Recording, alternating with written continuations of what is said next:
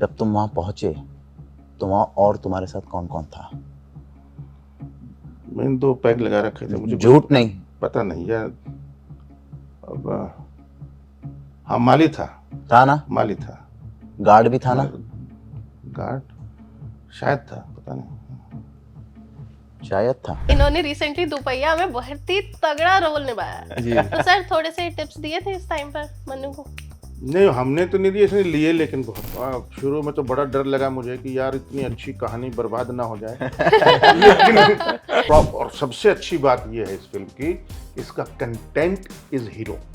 अगर कंटेंट बेकार हो तो फिर अमिताभ बच्चन आ जाए चाहे आमिर खान आ जाए, फिर ठग्स ऑफ हिंदुस्तान भी फेल है। जी। आपको ये भी बता दूं कि मुझे फिल्म की शूटिंग खत्म होने तक ये भी नहीं पता था कि मर्डर किसने किया। होली के दिन पटाखे नहीं बजाने चाहिए ना, जी। तो रंग ही डालना चाहिए। मैं आज यहाँ भविष्यवाणी कर रहा हूँ आपके चैनल पे, बड़े बड़े बर्बाद हो गए लड़कियों के चक्कर। कोई नुकसान हुआ हो विलन बनने से? हाँ, नुकसान तो यही हुआ है कि लड़कियां फोटो नहीं खींच। वो एक मजदूर क्यों ना हो, अपने बच्चों के साथ एंजॉय की नींद कर रहा है ना, I think that is success. ये नींद, खुशी, हंसी, ये जो ये चीजें सब महंगी महंगी चीजें, ये सब फ्री में मिलती हैं। क्या गुलजार साहब मेरे सामने आता तो हमेशा मैं ऐसे मिलता हूँ, और जब शायरी सुनाते हैं तो ऐसा लगता है बात कर रहे हैं। हेलो एवरीवन, आप लोग देख रहे हैं एनटी लाइव, साथ ही एबीपी लाइव। आपके साथ मैं हूं वंशिका शर्मा। ये सेटअप देख के आप लोग को समझ तो आ गया होगा कि थोड़ी बातचीत होने वाली है, लेकिन जो बातचीत ये लोग दिखाने वाले हैं ना, उसका नाम है इंटेरोगेशन। सबसे पहले तो कैसा लग रहा है यहाँ आके? दिल्ली आए हो? दिल्ली तो हम तो है ही दिल्ली से एक्चुअली। मैं तो मालवीय नगर से ही हूँ, तो ये तो ऐसा लग रहा है कि वापस अपने घर पे आ गया हूँ, तो बहुत मज़ा आ रहा है। मुझे तो ऐसा लग रहा है अभी इंटेरोगेशन शुरू होने वाला है। सर इंटेरोगेशन की बात करें तो मैंने ट्रेलर देखा, 3 बार देखा, औरों को बिठा के भी देखा। जो मर्डर मिस्ट्री है ना, वो बहुत तगड़ा सस्पेंस बना रखा है उसने। जी। मैं आप लोगों से ये तो बिल्कुल नहीं उम्मीद करूंगी कि आप लोग थोड़े से स्पॉयलर्स दे दो, डेफिनेटली नहीं देंगे। जी जी। लेकिन मैं आपसे स्टार्ट करना चाहूंगी, क्या है स्टोरी, किस हिसाब से रिवॉल्व करी है, क्या क्या कैरेक्टर्स हैं? जी। मैं आपको सबसे इम्पोर्टेंट बात ये बताना चाहूँगा कि ये जो अभी आपने शब्द यूज़ किया है मर्डर मिस्ट्री, इसके साथ एक साइकोलॉजिकल थ्रिलर भी है, और सबसे इम्पॉर्टेंट ये है कि एक ऐसी मर्डर मिस्ट्री है जो आज तक कभी किसी ने देखी नहीं है। उसका रीज़न है, अगर आपने जितनी मर्डर मिस्ट्रीज़ देखी होंगी तो उसमें बेसिकली क्या होता है कि अलग अलग सस्पेक्ट होता है, एक मर्डर होता है, उसके अलग अलग सस्पेक्ट होते हैं, एक इन्वेस्टिगेटिंग ऑफिसर होता है, वो ढूंढता है किसने मारा। पर यहाँ पर क्या है कि मर्डर भी हुआ है, सस्पेक्ट्स भी हैं, लेकिन उल्टा क्या है कि हर सस्पेक्ट ये कह रहा है मैंने मारा। वो जाके बोल रहा है इन्वेस्टिगेटिंग ऑफिसर के पास कि मैंने मारा। अब ऑफिसर कंफ्यूज है कि चारों बोल रहे हैं मैंने मारा, लेकिन मारा किसी एक ने, तो मारा किसने और क्यों मारा है? और सब जाके बोल रहे हैं कि जैसे जस्टिस पराशर का कत्ल हुआ है बेसिकली, तो हर कोई बोल रहा है हम बहुत क्लोज थे उनके, हम उनसे बहुत मोहब्बत करते थे, वो हमारे लिए देवता समान थे, लेकिन फिर भी हमने मारा। लेकिन क्यों मारा और रीज़न क्या है कि हर कोई आके बोल रहा है। हाँ। तो ये सबसे डिफरेंट इस मर्डर मिस्ट्री में आपको मिलेगा, जो एक यूनिकनेस है, और वो आपको आपकी सीट से उठने नहीं देगा। डेफिनेटली स्टोरी तो बहुत ग्रिपिंग होने वाली है। प्लस आपका डेब्यू है मन्नू, कैसा फील हुआ? मैं बहुत ज़्यादा ऑन क्लाउड 9 बोलूँगा मैं। और सबसे बड़ी बात है कि प्रोड्यूसर साहब और जितने भी कलाकार हैं हमारी फिल्मों में, इतने बड़े बड़े महान कलाकारों के साथ मुझे स्क्रीन शेयर करने का मौका मिल रहा है। इससे बड़ी सौभाग्य की बात मेरे लिए कुछ नहीं हो सकती। और खेलने भी बहुत मज़ा आया, क्योंकि मैं भी अपने आप को एक अभिनेता ही मानता हूँ। मैं स्टार वार वो तो दुनिया बनाती है, पर जी बिल्कुल एक्टिंग सिर्फ वही। और इतने अच्छे अच्छे कलाकारों के साथ आप जब खेल रहे हो तो हर चीज़ शुरुआत में थोड़ा मुश्किल था, क्योंकि एक नर्वसनेस रहती है, एक एंग्जाइटी थोड़ी सी रहती है आपको, क्योंकि हमेशा सोचते रहते हो आपको किस तरीके से लोग आपको एक्सेप्ट करेंगे, लेंगे। बट मैं वो माइंड मैंने अपना स्विच ऑफ करके मैंने सिर्फ अपने कैरेक्टर पे ध्यान दिया और सर के साथ और बाकी किरदारों के साथ खेलता रहा। ठीक है यशपाल से, जो मैं देख रही हूँ ना इस टाइम पर, कॉमेडी के जो गुरु हम लोग मानते हैं बॉलीवुड में जो है, वो एक साथ दिख रहे हैं हमें। राजपाल जी भी हैं, आप भी हो, आपका कॉमिक टाइमिंग की तो जवाब नहीं है। तो यहाँ पर हमें ये मर्डर मिस्ट्री, थ्रिल, सस्पेंस के साथ थोड़ा सा मिलेगा। थोड़ा सा कॉमेडी वाला एंगल भी दिखेगा यहाँ पर। नहीं, जहाँ ज़रूरत होती है वहीं। अब होली के दिन पटाखे नहीं बजाने चाहिए ना जी, तो रंग ही डालना चाहिए। तो ऐसा ही है कि दिवाली पे रंग नहीं डालो। और इसमें जहाँ कॉमेडी के ना चांसेस थोड़े से कम हैं, ह्यूमर है, लाइट ह्यूमर है, और वो भी इसके करेक्टर में, क्योंकि ये इन्वेस्टिगेशन कर रहा है, तो उसको इंटरेस्टिंग तरीके से कैसे बनाया जा सकता है, टॉन्ट मार करके, उसकी पुरानी चीज़ों को, रग को छेड़ करके, उसकी कमज़ोरी को वो करके, बहुत सारे तरीके अपना करके। और क्योंकि इसकी पहली फिल्म थी तो शुरू में तो बड़ा डर लगा मुझे कि यार इतनी अच्छी कहानी बर्बाद ना हो जाए लेकिन भाई ने तो ऐसा काम कर दिया, इतना इतना हार्ड वर्क किया कि रियली हमको, राजपाल और हम बात करते थे गिरीश कि यार इससे सीखना चाहिए, क्योंकि बहुत सारे लोग, मैंने सबके साथ काम किया है जी। सब, मतलब नए कलाकारों, स्टार पुत्र, प्रोड्यूसर का बेटा, डायरेक्टर का बेटा, सबके साथ काम किया है मैंने, लेकिन फर्स्ट फिल्म में इतनी जो लेवल है, इतना जो एक्टिंग का या टैलेंट का या क्रिएटिविटी का, वो मैं फर्स्ट टाइम देख रहा हूँ। और सबसे अच्छी बात ये है इस फिल्म की, इसका कंटेंट इज हीरो। कहानी जो है इसमें, अगर कंटेंट बेकार हो तो फिर अमिताभ बच्चन आ जाए, चाहे आमिर खान आ जाए, फिर ठग ऑफ हिंदुस्तान भी फेल है जी। और अगर कंटेंट अच्छा है तो फिर तो सत्या भी चलेगी और वो भी चलेगी, भेजा फ्राई भी चलेगी, बिल्कुल, और लापता लेडीज भी चलेगी। Content is hero. आजकल ओटीटी और सिनेमा का जो असली सिनेमा है, जैसे केरला का सिनेमा, मलयालम सिनेमा है, जैसे ये उस टाइप की फिल्म है जो और मैं आपको गारंटी से लिख के देता हूँ, इस फिल्म की साउथ में भी और हॉलीवुड में भी कॉपी जरूर होने वाली है क्योंकि ये अगर आप ट्रेलर से भी देखेंगे तो आपको पता लग जाएगा कि इसका लेवल क्या है। ठीक है। एक कम कैरेक्टर्स के अंदर हाउ टू एक बांध के चलना, Gripping कसाव के साथ, ग्रिपिंग स्टोरी। जैसे अभी स्टोरी टेलिंग की बात करी, राइटिंग की बात करी, आज के टाइम में ना हम ये चीज को लेके शायद प्रिपेयर हो गए हैं कि आज के टाइम में ऑडियंस बेवकूफ नहीं है, जी, उन्हें जी, अच्छा बिल्कुल, ही कंटेंट बिल्कुल, देखना है। अगर आप उनके सामने कुछ भी लाके दे दोगे ना कि नहीं यार इस मूवी में तो ये बड़ा एक्टर है, लेकिन मूवी बेकार है, तो वो बेकार ही बोलेंगे। बिल्कुल। इसमें एक चीज़ मैं ऐड करना चाहूँगा, आज आप देखेंगे यंगस्टर्स जितने भी हैं 10-10 सेकंड की रील्स बनती है, जी। पेशेंस लेवल एकदम कम हो चुका है लोगों का, मतलब उन फटाक से रील्स वो भी चेंज करते हैं। तो इसलिए हम आज जितने फिल्म मेकर से और ज़्यादा सतर्क हो गए हैं कि हमें ऐसी स्टोरीज बनानी है कि 10 सेकंड छोड़िए 5 सेकंड भी इंसान हिल ना पाए, तो वो पूरी फिल्म देखेगा आपकी। तो वो जो चैलेंज जब आपके साथ आता है ना, तो आप और ज़्यादा निखरते हो, आप और मेहनत करते हो। तो हमने भी इसी फिल्म में यही कोशिश की है कि हम इतनी ग्रिपिंग स्टोरी बनाएं कि किसी को मतलब सांस लेने की फुर्सत ना मिले बेसिकली। तो वो आपको देखने को मिलेगा इंटेरोगेशन में। ठीक है। मनु पहली फिल्म है और पहली फिल्म में ही कॉप, मतलब हम जिसको भी बॉलीवुड से बहुत ज़्यादा प्यार है ना, उसे ये ज़रूर पता है कि जब भी बॉलीवुड फिल्मों में कॉप का किरदार आ जाता है ना, तो वो थोड़ा अलग ही हो जाता है। भले ही हम दबंग की बात करें, हम किसी भी मूवी को देख ले, जयदीप की बात करें, जी। जयदीप को भी हम लोग, जो एकदम आई स्ट्रक वाला मोमेंट है ना, वो वही होता है जहाँ पर जयदीप हाथीराम बना होता है। जी। तो यहाँ पर हम देख रहे हैं आप कॉप बन गए हो पहली ही मूवी में। जी। क्या लग रहा है, स्केल एकदम ऐसे ही जा रहा है? मैं सही बताऊं तो जब मैं इस रोल के लिए प्रिपेयर भी कर रहा था तो मैं एक्चुअल लाइव इंटेरोगेशंस देख कर आया था, पुलिस वालों से बात भी करी थी, और जब उनसे बात करी थी तो उन्होंने एक ही चीज़ बोली थी मुझे कि फिल्म इंडस्ट्री में इस समय ना जयदीप अहलावत जितना ऑथेंटिक कॉप जो पाताल लोक में उन्होंने प्ले किया है अभी तक नहीं करा गया है। जी।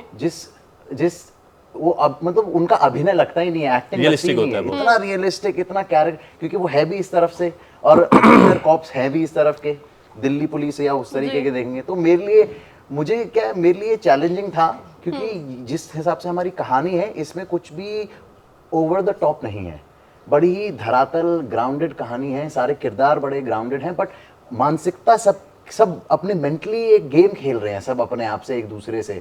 मेरा काम था कि सबके पास एक एक करके जाके उनको खोज करूं, जांच करूं कि हो क्या रहा है असल में, सबके दिमाग में क्या चल रहा है। मेरे भी दिमाग में कुछ ना कुछ चल रहा है, और पुलिस वाले भी यही करते हैं, नॉर्मली बात करते हैं, आपसे इंटेरोगेट करते हैं और कुछ बड़े ही एकदम ऐसे आपको उलझा के कर देंगे। और यहाँ पे हमारे किरदार भी खेल रहे हैं इंटेरोगेटर के साथ, और इंटेरोगेटर भी किरदार के साथ खेल रहे हैं। तो जैसे यशपाल दा ने बोला कि थोड़े थोड़े वो टॉन्ट कस देना और वो कर देना, उससे क्या है एक वर्ल्ड सा क्रिएट हो गया है। करेक्ट। और इनको ब्रीफ भी हमने पहले ऐसे ही दिया था ना, ये रियलिस्टिक सिनेमा है और रियलिस्टिक ही रखेंगे, तभी लोग कनेक्ट भी करते हैं। तो इसलिए हमारा हमेशा से यही विश्वास है कि जब आप रियलिस्टिक सिनेमा बना रहे हो तो अगर कॉपी रियल नहीं होगा तो कहीं ना कहीं कनेक्शन फील ही नहीं होगा। कॉप की बात करें तो आपके साइड में जो यशपाल सर बैठे हैं इन्होंने रिसेंटली दोपहिया में बहुत ही तगड़ा रोल निभाया जी। तो सर थोड़े से टिप्स दिए थे इस टाइम पर मनु को?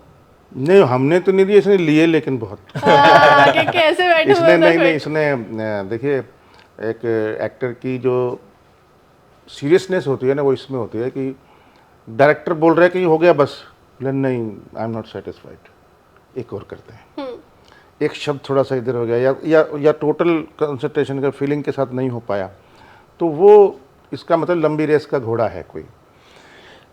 इसके अंदर मैं आज यहाँ भविष्यवाणी कर रहा हूँ आपके चैनल पे, अर्ध सत्य का ओमपुरी।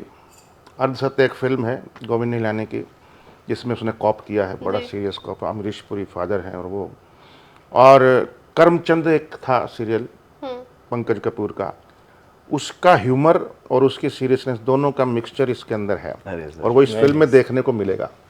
डेफिनेटली इस फिल्म में देखने को मिलेंगी दोनों चीज़ें, एंड हैट्स ऑफ इस बात पे है कि इसकी पहली फिल्म है।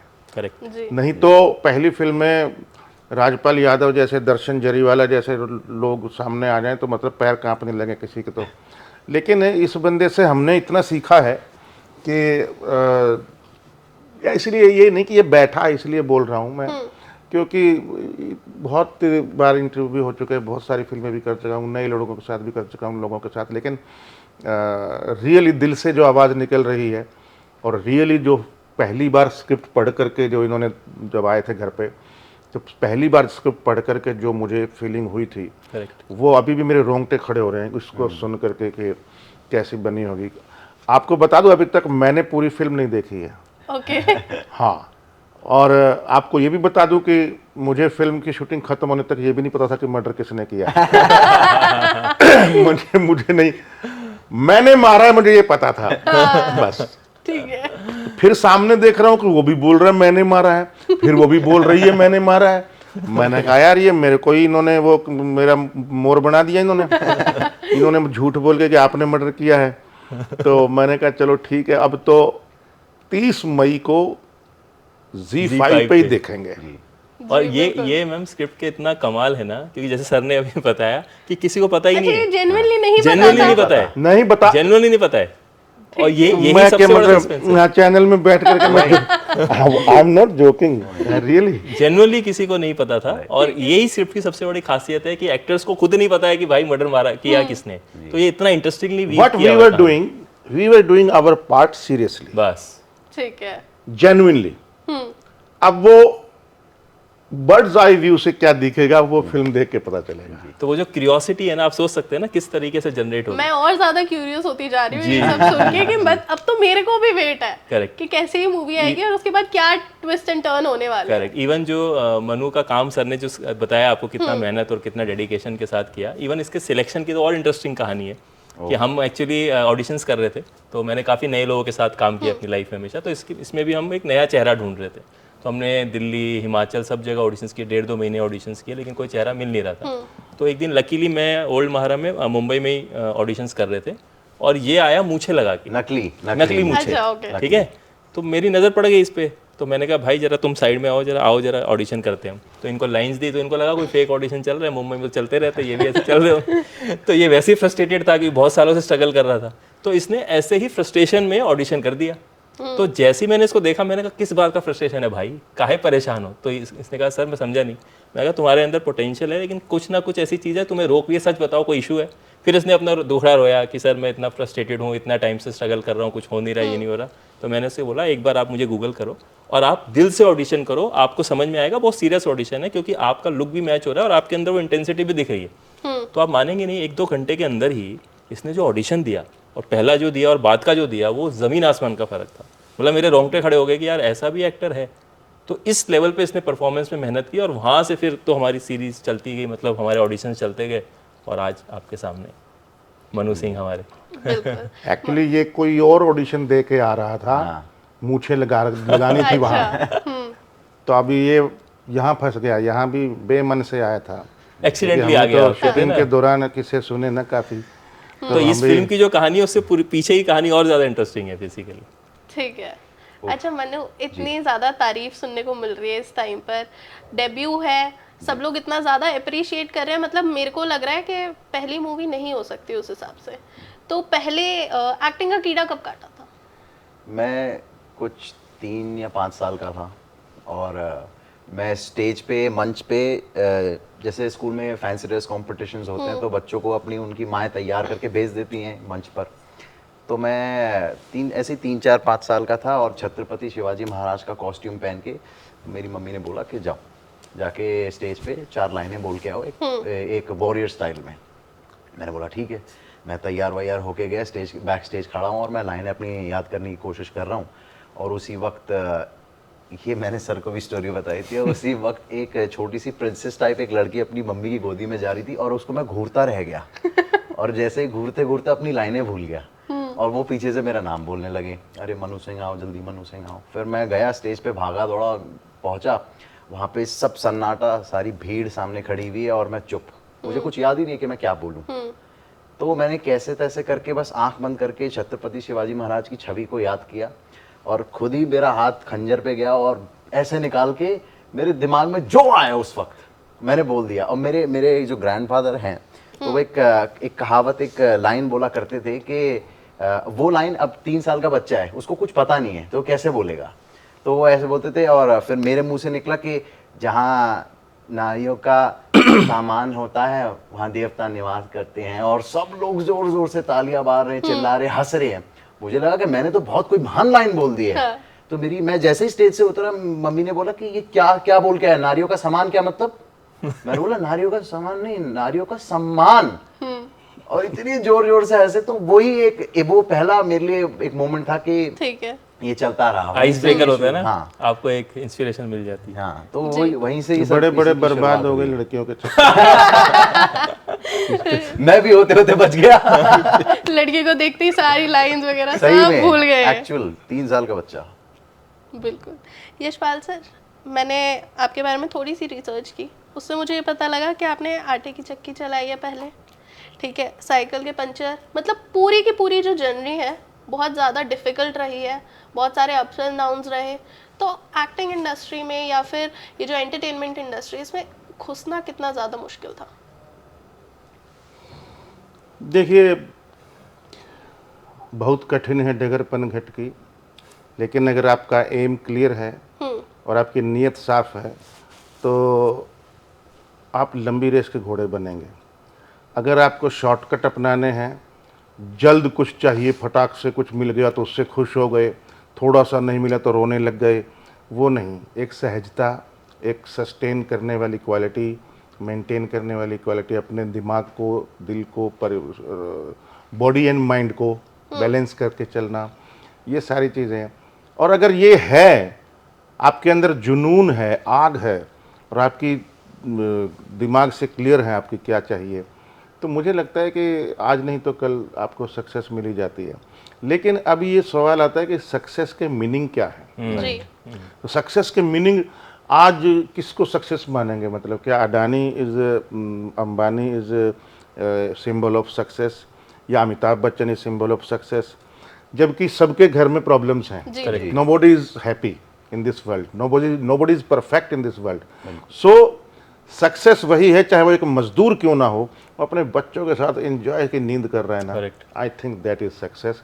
और वो मुझे लगता है कि उसको पाने के लिए पैसा नहीं चाहिए। करेक्ट। ये नींद, खुशी, हंसी, ये चीज़ें सब महंगी महंगी चीज़ें, ये सब फ्री में मिलती हैं। जी। क्या तो ये प्यार, तो इज्जत, ये इज्जत भी छीनने से कभी नहीं मिलती कि मेरी इज्जत करो और मैं आ गया। वो भी अपने आप ही सर झुक जाता है किसी का, कोई आता है बड़ा आदमी या कोई जिसको इज्जत करते हैं। तो गुलजार साहब मेरे सामने आते तो हमेशा मैं ऐसे मिलता हूँ, 4 नाटक कर चुका हूँ उनके, या उत्तम सिंह जी आते हैं तो मेरा सर झुक जाता है, श्याम बेनेगल आते हैं मेरा सर झुक जाता है। बहुत सारे लोग ऐसे हैं क्योंकि उनके अंदर सहजता आ गई है। जी। सिंप्लिसिटी, सहजता। ना तो वो बात करते हैं तो लगता है कविता है, शायरी है गुलजार साहब, और जब शायरी सुनाते हैं तो ऐसा लगता है बात कर रहे हैं। क्या बात है। तो ये जो एक चीज़ आ जाती है ना, I think that is something else. वो पाना बहुत दूर की बात है, अभी we are also on the way. बहुत ही सही बात कही। ये चीज़ हर कोई इस टाइम पे बिलीव करता है कि कभी भी कोई सेटिस्फाई नहीं हो सकता अपनी चीज़ों से। जिसके पास जितना है उसके लिए उतना ही कम है, उसे और चाहिए। मनु, एक चीज़ बताओ, जिस टाइम पर ये मूवी कर रहे थे, शूटिंग चल रही थी, उस टाइम पर थोड़ी सी नर्वसनेस हुई थी? ऐसा लगा था यार मेरे आसपास इतने बड़े बड़े एक्टर्स हैं, कैसे करूँगा, हो पाएगा नहीं हो पाएगा, स्क्रीन पे उतना मैजिक दिखेगा नहीं दिखेगा? मुझे सच बताऊं तो पहले दिन शुरू में झिझक हुई थी जब सर सामने बैठे थे। उसके बाद जब हमने काम करना शुरू किया तो वो नर्वसनेस चली गई ऑटोमेटिकली, क्योंकि सर इतने ज़्यादा कंफर्ट फील करा दिया था सर ने मुझे सेट पे।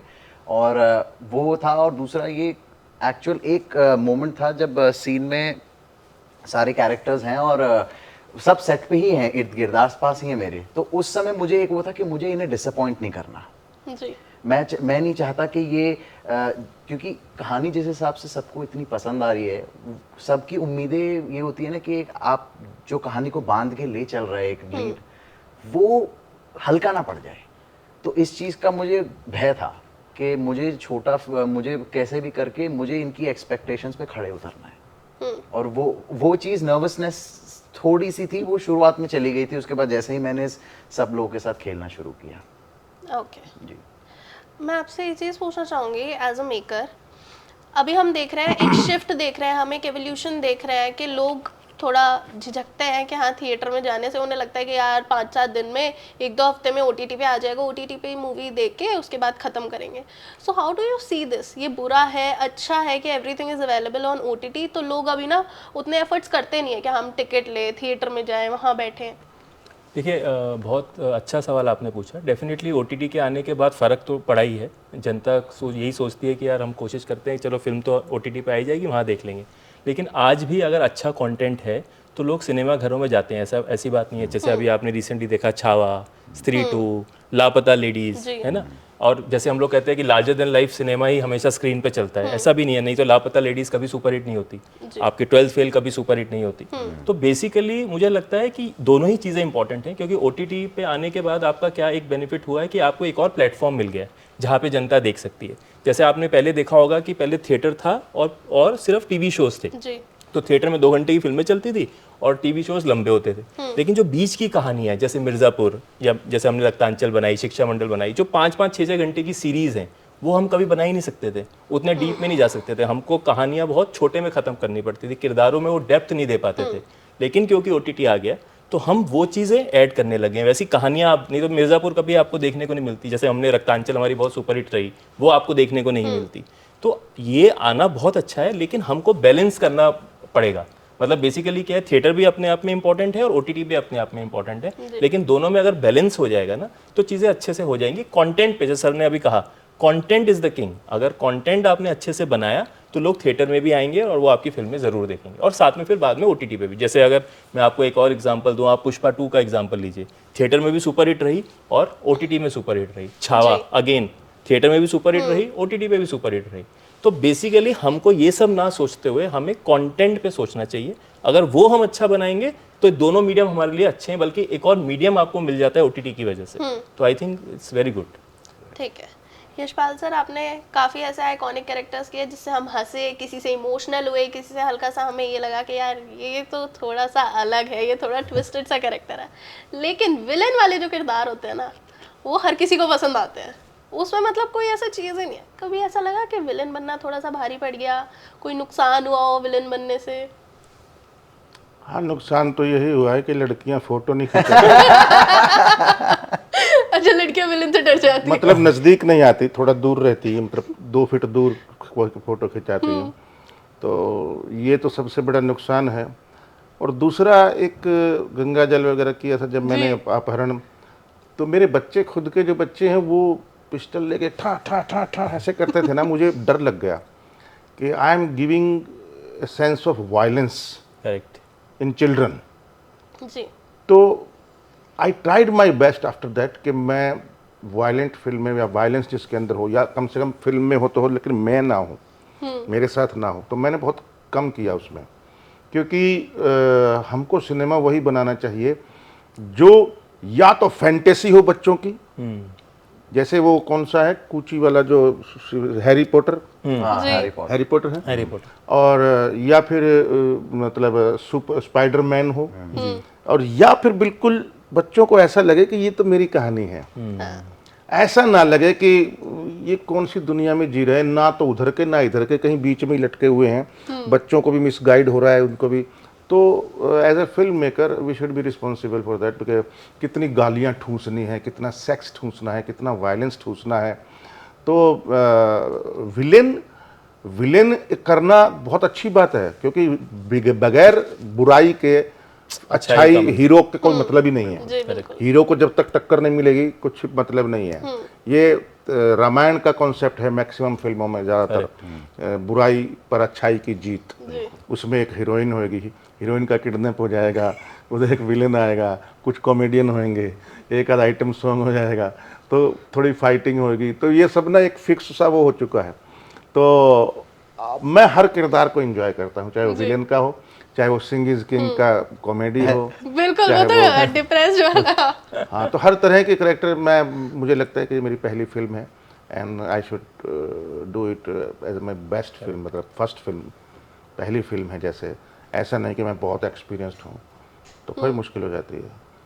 अभी जैसे सर ने जो बात बोली है ना, बहुत बड़ी बात बोली है, जो ठूसने वाली बात है ना, कि वायलेंस ठूस दिया जाता है, सेक्स ठूस दिया जाता है, इसीलिए कंटेंट खराब होता जी। है। अगर हम सिर्फ कहानी पे फोकस करेंगे ना और उसको बहने देंगे, जैसे नदी बहती है ना ऑर्गेनिक, तो हमेशा अच्छी कहानियां बनती हैं। लेकिन जब हम जानबूझ के इंटेंशनली कोई भी चीज़ करते हैं तो वो फेक हो जाता है, और फेकनेस से कभी भी ऑडियंस कनेक्ट नहीं कर पाती। तो जितना रियल रिलेटेबल होगा उतना ही कनेक्शन आपका बढ़ता जाएगा। मतलब जरूरत होनी चाहिए बस, उसकी। जरूरत जैसे हो तो पाताल लोक है, उसमें भी गालियां हैं लेकिन लगता नहीं। लगता है, correct, फैमिली मैन है, उसमें भी गालियां हैं बट लगता नहीं। correct, लेकिन कुछ मैं नाम नहीं लूंगा, लेकिन ऐसे वेब सीरीज हैं जिसको देख करके लगता है कि क्या जरूरत थी गाली की, correct, correct, क्यों वो अननेसेसरी अननेसेसरी ठूसी हुई, मैं उसको बोलता ठूसी हुई, जी। तो वो गलत है। ठूसना नहीं चाहिए, वो एकदम सही है। फिर तो क्या है, कनेक्शन भी छूट जाता है। बच्चों के ऊपर बुरा असर पड़ता है, कॉलेज के लौंडे ये वो सब नशा भी, ड्रग्स भी उनको देख करके करते हैं, वायलेंस भी उनको देख के करते हैं, लड़कियों को भी उनको देख के छेड़ते हैं, और इस तरीके की फिर कोई रेप की घटनाएं होती हैं, फिर कोई मर्डर की घटनाएं, मारपीट की घटनाएं। ये आपको लगता है कि इनका असर नहीं है? बहुत असर है इनका, बहुत असर पड़ता है। फिर हम जाते हैं, कोई निर्भया कांड हो जाता है, फिर हम मोमबत्तियाँ लेके घूमते हैं कि शांति, उनको श्रद्धांजलि। अरे पहले ही ध्यान रखो ना, क्या शाहरुख खान, सलमान खान, अमिताभ बच्चन, आमिर खान और 2-4 स्टार रणबीर कपूर, 7-8 स्टार मिल करके आज डिसाइड करें कि हमारे कोई भी OTT के अंदर, सिनेमा के अंदर आज के बाद जिसके अंदर भी वायलेंस ज़्यादा होगी, अननेसेसरी होगी, या सेक्स ऐसा होगा, या गालियाँ ठूसी होंगी, तो हम उसको स्वीकार नहीं करेंगे। तो क्या बंद नहीं हो सकता? लेकिन सर, लेकिन खेल बिजनेस का है। अगर देखा जाए तो ऑडियंस भी डिमांड कर रही है। मैं वही बोल रहा हूँ, ऑडियंस को क्या चाहिए, मैं वो क्यों बनाऊं, मैं क्या देना चाहता हूं, मुझे ऑडियंस का टेस्ट की चेंज कैसे कर सकता हूं। मेरी फिल्म दादा लक्ष्मी उसी पे ही है, जी। ना हीरोइन है, ना हरियाणा में कॉमेडी बहुत है, ना चर्चा ये है वो है, कोई कुछ जो सारे ढर्रे होते हैं ना हिट होने के, कुछ भी नहीं है, लेकिन फिर भी हिट है। तो क्योंकि आपने कहानी पे फोकस किया। हाँ, मतलब आपकी मेंटलिटी क्या है, आपका पर्सनैलिटी क्या है, आप क्या देना चाहते हैं, करेक्ट, वो बहुत जरूरी है। करेक्ट, और उसके अंदर कुछ तो होना चाहिए, करेक्ट, एंटरटेन के लिए कुछ तो होना चाहिए। जैसे हमारी फिल्म के अंदर आप ऐसे बैठे रहोगे, करेक्ट, मतलब पीछे बैठने का भी टाइम नहीं मिलेगा ऐसे, मतलब क्योंकि प्याज की परतों की तरह कहानी खुलती है, करेक्ट, उसमें सरप्राइजिंग एलिमेंट, अरे ये अरे इसने किया, अरे, तो मतलब क्या है कि बहुत सस्पेंस है और सरप्राइजिंग एलिमेंट है। मेरे ख्याल एक सिनेमा के अंदर यही सबसे बड़ी सबसे इम्पोर्टेंट चीज होती है कि आपका इंटरेस्ट बना रहे। करेक्ट। इवन आप फिल्म में देखेंगे भी तो जितने भी सस्पेक्ट्स हैं ना, सब बोल रहे हैं कि हम जस्टिस पराशर जिनका कत्ल हुआ उनसे बहुत मोहब्बत करते हैं, लेकिन फिर भी मार दिया। तो क्यों? ऐसे तो कभी कोई नहीं मारता ना, आपको कोई दुश्मनी होती है, नाराजगी होती है, तभी आप किसी को मारते हैं। तो ऐसा क्या है फिल्म के अंदर कि सब आके बोल रहे हैं हाँ मैंने मारा, लेकिन मैं बहुत प्यार करता था, लेकिन फिर भी मैंने मारा। तो इसके लिए आपको फिल्म देखनी पड़ेगी ZEE5 पे 30 मई को, इंटेरोगेशन। मैं चाहती हूँ थोड़ा सा ना हम सीरियस माहौल में आए, थोड़ा सा इंटेरोगेशन का थोड़ा सा ना हम देख ले, एक हल्का सा ट्विस्ट। तो मनु एक सीन क्रिएट करता है, अभी इंटरव्यू एंड हो रहा है बस। यशपाल सर है, इन्होंने एक ऐसा मर्डर कर दिया है, वहां पर तो उन्होंने कन्फेस कर दिया कि भाई मैंने किया। यहाँ पर ये मानने के लिए ही नहीं तैयार है। आप 2-3 क्वेश्चन से ज़्यादा मत लेना, लेकिन उनके माइंड के साथ ऐसा खेल के दिखाओ, because that is what interrogation is, right. और बिल्कुल कैरेक्टर वाली फील होनी चाहिए, सेम। ठीक है।